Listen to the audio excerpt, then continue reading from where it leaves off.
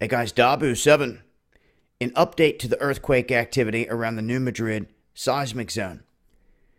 Now, just here within the past 14 hours, you can see that there have been several earthquakes that have popped up in this region. This is something that is happening more and more often. It used to be that this whole area of the United States was pretty much quiet. Anything east of Oklahoma, every now and then you would get an odd quake in maybe Tennessee, Arkansas, Missouri, Kentucky, around the New Madrid keyhole.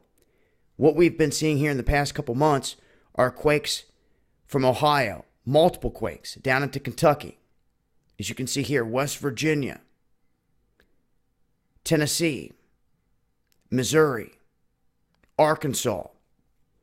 And this is becoming an everyday thing now, as small quakes are picking up in this region.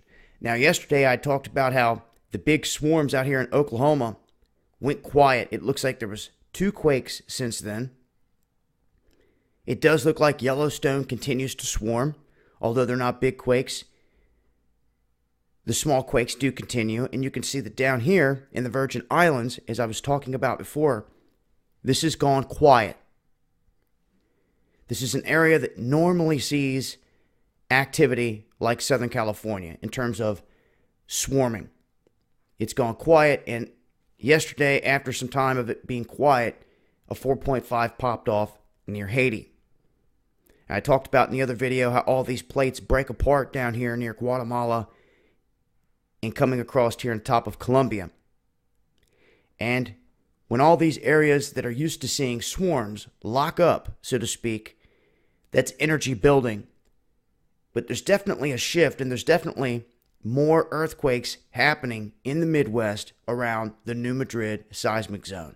Not big, not massive as of right now, but I want to remind folks that quakes travel a lot further on the East Coast than they do on the West Coast. And a small 4.5 caused a tsunami that flooded out homes and everything else up in Greenland. If the quakes do start to pick up on the East Coast, we're going to have to pay attention to it because it can do a lot more damage just because of the ground and the earth that it's sitting on. And it always depends on exactly where they strike, but one thing's for sure, there is an uptick in activity in this region. Just wanted to cover it. I will continue to update with info as things change. I'll leave a link below. It's been Dabu7. Peace.